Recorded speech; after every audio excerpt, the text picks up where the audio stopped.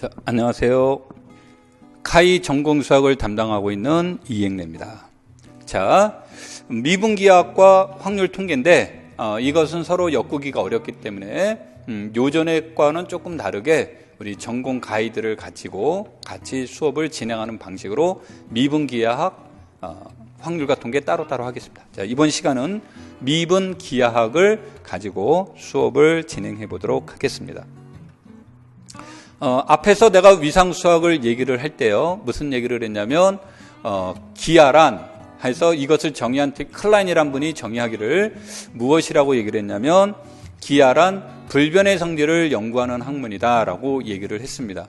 자, 그럼 미분기하학이라는 것은 주로 무엇에 대한 것을 얘기하는 걸까요? 그러면 곡선과 곡면의 휘어진 정도를 통해서 곡선과 곡면을 해석하는 것이 미분기하학이다라고 보시면 됩니다.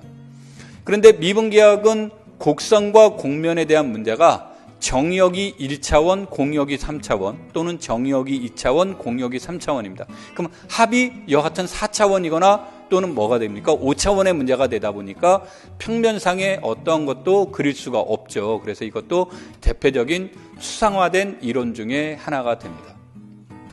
그럼 우리가 곡선과 곡면을 이해하는데 가장 중요한 것 중에 하나는 휘어진 정도를 알아보는 것이 될 거고요. 그것을 우리가 일명 무엇이라고 합니까?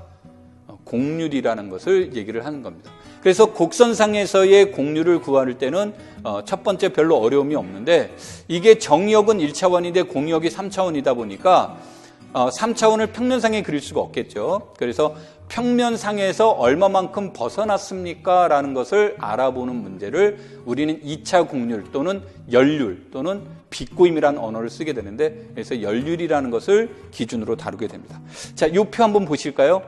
우리 23페이지에 나와 있는데 이 표에서 보시면 미분기하학은 총 37문항이 출제가 됐는데 정칙곡선의 문제가 21문항, 정칙곡면의 문제가 총 17문항, 그래서 38문항이 나왔는데 최근에 나타난 문제 2014년 이후는 매년 2문항이 출제가 되는데 뭐 절대적 기준은 아니지만 정칙곡선에서 1문항, 정칙곡면에서 1문항 뭐 이런 식으로 출제가 되고 있구나라고 보시면 되겠습니다. 자, 정칙곡선에 대한 문제에서 본다면 아까도 얘기했던 대표적인 문제가 곡률과 그 다음에 연률의 문제를 이해하는 데가 가장 대표적인 거고요. 그 다음에 여기에서 그것을 이해하는데, 곡선을 이해하는데 그것 이외에 호의 길이, 그 다음에 그것에 대한 곡선의 종류, 즉 곡선이 원일까요? 직선일까요? 아니면 나선형일까요? 뭐 이런 것에 관련된 것을 얘기하는 겁니다. 이런 것에 관련된 것을 알아보는 문제. 그 다음에 곡선이 주어지면 여러분들이 곡선이 주어졌다 그러면 이렇게 이제 주어졌다라고 한다면 여기에서 접하는 접선이 나오게 되는데 우리가 칠판은 2차원이니까 이렇게밖에 안 됩니다만 이게 실질적으로는 아까 공역이 3차원이라고 했으니까 3차원이 되면 이 직선과 접하는 건 뭐가 되겠습니까? 접평면의 문제가 이것과 수직인 것은 법평면의 문제가 되겠죠. 그래서 접선과 법평면의 문제가 나올 수 있겠고, 또 하나는 곡선의 문제가 주어지면 이것의 문제를 통해서 이것들에 대한 문제를 접선, 법선, 법선의 문제로 주어지는데 이 법선이 두 가지가 나오게 되죠. 법선이 두 가지가 나오게 돼서 이것을 주법선, 얘를 뭐 종법선, 그래서 뭐 T, N, B 이런 형태로 문제를 다루게 됩니다. 그래서 이때의 T의 문제, N의 문제, B의 문제를 알아보는 문제들도 우리가 이제 여기서 말하는 것이 그 종법선, 접촉평면 뭐 이런 것들에 관련된 내용들이 됩니다. 그래서 정칙곡선의 문제는 비교적 알고리즘을 통해서 계산하는데 효과적으로 다룰 수가 있습니다. 자, 그 다음에 이제 정칙곡면의 문제로 넘어가서 보시면 정칙곡면은 이거와는 조금 다릅니다. 정칙곡면은 정역이 2차원이라는 거죠. 정역이 2차원이고 그에 관련된 면이 이렇게 주어집니다.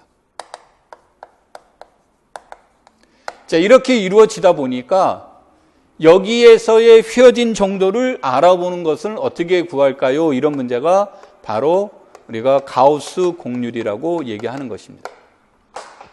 가우스 곡률이라는 것을 이제 얘기를 하게 되는데, 이 곡면을 여러분들이 머릿속에서 생각하실 때 롤케이크를 생각하시면 아주 쉬울 것인데요.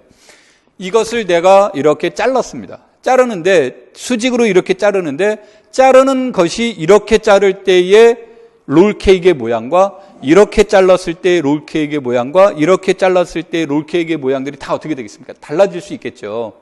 즉 우리가 수직으로 이렇게 잘라졌을 때 곡선의 모양을 생각해 보자예요. 그때 그 곡선의 곡률을 구하자. 그래서 수직으로 자른 곡선의 곡률을 구하는 것이다. 그래서 법곡률이라는 내용이 나오는 겁니다. 그래서 법곡률에 대한 내용이 나오는데, 법곡률의 값은 아까도 얘기했듯이 수직을 이렇게 하느냐 어떻게 하느냐에 따라서 곡선 모양이 달라지다 보니까 법곡률은 유일하지 않겠죠. 그래서 법곡률이 이제 여러 개의 어떤 경우에 따라서 무수히 많은 법곡률들이 나타나게 됩니다. 그럼 그 많은 법곡률 중에서 최대값과 최소값이 존재하게 되는데, 이때 경우에 따라서는 이제 극대 극소도 나올 수 있고요. 이렇게 주어졌을 때 이러한 곡률을 우리는 주곡률이라고 얘기를 합니다. 그럼 그 주곡률과 가우스 곡률 사이의 관계, 또 주곡률을 구했을 때 그 방향을 주방향이라고 하는데, 즉 주방향이란 이렇게 자른 방향을 얘기하는 겁니다. 그래서 주방향의 문제, 이런 것들이 또 하나의 소재거리가 되는 거고요. 그 다음에 이제 또 하나의 소재거리가 뭐가 되냐면, 공간상에서의 문제가 되다 보니까 최단 거리로 움직이고 싶은 겁니다. 근데 우리가 과거에는 최단 거리가 뭐가 될까 그랬을 때 직선이 최단 거리라고 생각을 한 거예요. 직선이 최단 거리라고 생각을 했는데, 여러분들이 혹시 번개 친 거를 보시면, 번개 친 거를 못 봐도 우리 번개 표시할 때 주로 어떻게 표시합니까? 이렇게 표시를 하죠. 이게 빛이 가는 것이 항상 최단 거리로 간다라고 알려져 있습니다. 그런데 이 모양은 무슨 모양은 아닙니까? 직선은 아닌 거죠. 그래서 우리가 생각했던 가장 짧은 거리라는 것이 꼭 직선이라는 보장은 없구나, 이런 것들이 나올 수 있는 거고요. 또 우리 주변에서 가장 안전하게 이제 가는 것 중에 하나가 무엇에 보냐면, 주변에 보시면 나팔꽃 같은 거라든지 이런 것들을 보면 어떻게 되어 있습니까? 나무에 올라가는 게 직선으로 올라가지 않고 타원형으로, 나선형으로 이렇게 올라가게 되죠. 그런 것들에 대한 문제들을 같이 고민하게 되는데, 그래서 그런 것들을 우리가 일명 측지선이라는 표현을 씁니다. 최단거리로 가는 그 곡선을 측지선이라고 쓰는 거고, 그때 측지선에서의 곡률을 측지곡률이라고 얘기를 하게 되는 겁니다.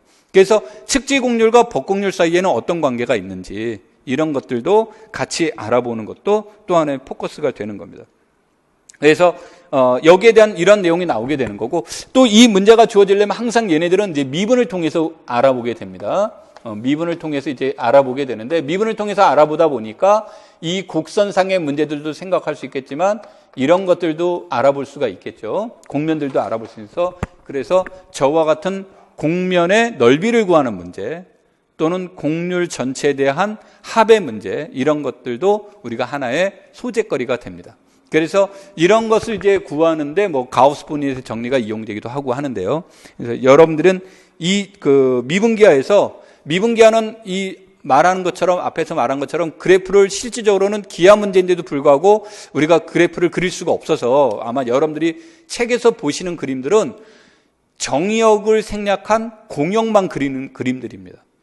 그러니까 공역이 아까 3차원이라고 했으니까 곡선으로 나오든지 곡면으로 나오든지 하는 형태들만 여러분들이 책에서 본 것이지, 정역과 연계시켜서 보는 내용들은 나와 있지 않습니다. 그래서 여러분들이 이것을 우리가 미적분학에서 다루었던 문제처럼 접근하시게 되면 굉장한 어려움이 따를 수 있습니다. 그래서 그거를 참고로 보시면 되겠고요.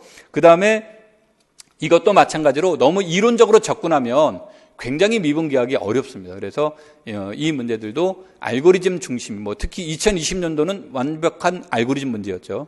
알고리즘의 문제로 접근하시게 되면 여러분들이 미분기하의 어려움이 상대적으로 효과적으로 문제를 푸는데 도움이 될 겁니다. 자, 오늘은 미분기학을 우리가 전공 가이드 23페이지에 있는 내용을 기초로 해서 설명을 했습니다. 다음 시간에는 확률과 통계를 가지고 수업을 진행하도록 하죠. 감사합니다.